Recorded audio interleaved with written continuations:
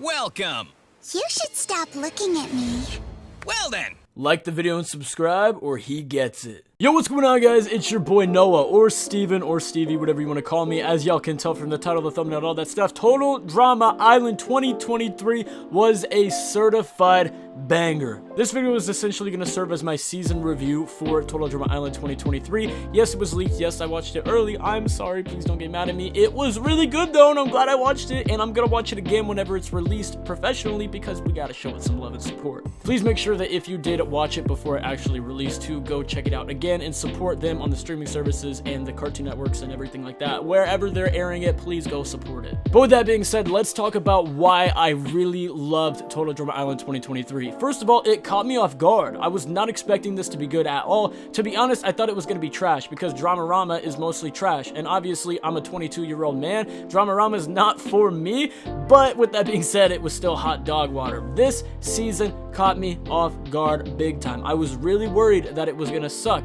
and honestly, I expected it to suck. I really did. And so all they had to do was just kind of have a bare minimum mediocre-esque season of Total Drama, and I would have been surprised. I would have been somewhat impressed and probably satisfied. But they not only exceeded my expectations, but blew them out of the water. Now, obviously, there are some things that I did not like about this new season, and I'm gonna talk about those in a different video. So make sure you guys subscribe to my channel and turn on the post notifications so you don't miss that upload, because that video is gonna be a banger. Today, we're all about positivity, so let's talk about all of the things that I loved about Total Drama Island 2023. The first thing is the diverse cast. I remember when the cast photo dropped, and a lot of people said that they weren't diverse at all, they looked very bland, and the design sucked. I thought, yeah, you know, some of the designs did lack some personality, but they made up for that in the amazing writing personality. Not only do we have some amazingly diverse looking characters, but we also have unique names. It's not just a bunch of Bobs and Karens, it's actual unique names. We have Axel, Ripper,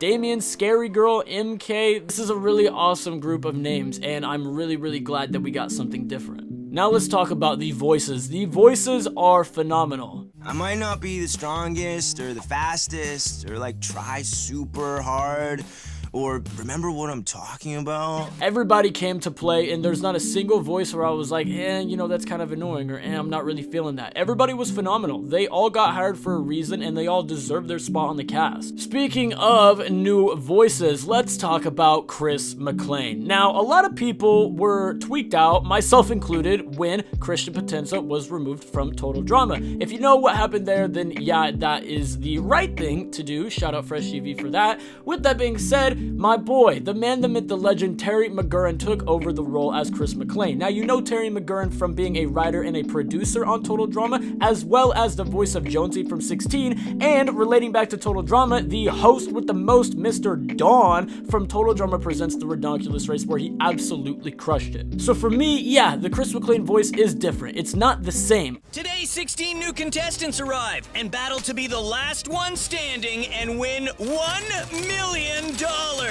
He's not really trying to be either. It's just basically Jonesy and Dawn combined, turning up the pitch a little bit. And honestly, that works. It's something that at first you're like, oh, what the hell? Hold up, wait a minute, something ain't right. But the more you listen to it, the better it gets, and you start feeling like, okay, no, this is still Chris McClain, because the writing absolutely makes up for the fact that there's a new voice.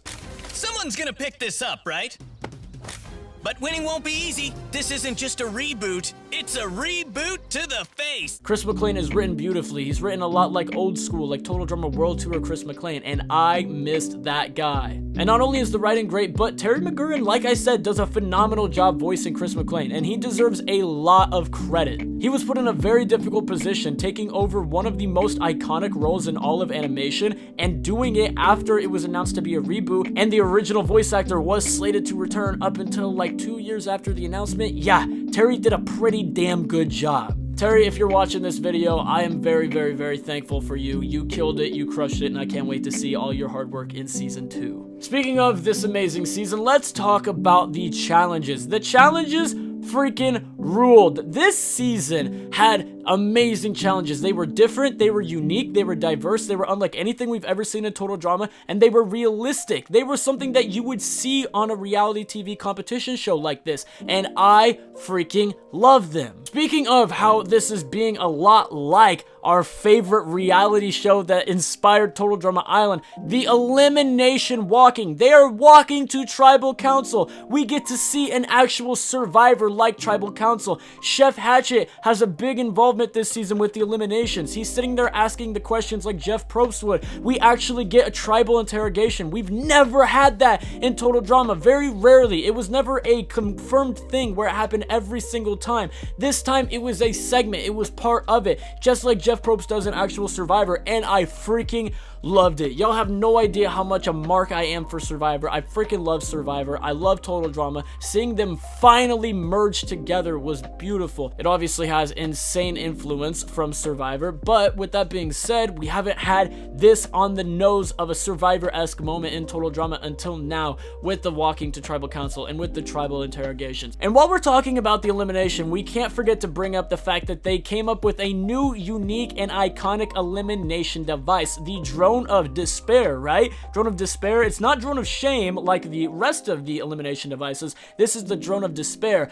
I like that, man. There's a ring to that I like. And not only do I like it because it's catchy, but it's a really cool concept, and it was funny and executed very well. Now, the last major thing that I want to bring up in this season review is the focus on strategy. We're talking about how this is so much like Survivor. The strategy is great. I love the fact that we have actual counting the vote scenes. I love the fact that we have real alliances forming naturally and organically and realistically. I freaking love it all. I have been wanting a Total Drama season like Survivor for years, and we finally got it, and I'm so freaking happy. Now, I know I said that was the last thing, but I want to also mention the fact that the characters were phenomenal. They were written very well. I know I touched on it very briefly earlier, but can we talk about the fact that some of my all-time favorite characters like Z and Damien are from this season? $20 on that guy. Betting against yourself seems wrong. Disagree. If I win, I get the million. But if I don't win, and he does, I make $20. Hold up! I think my shoe's untied. Ah!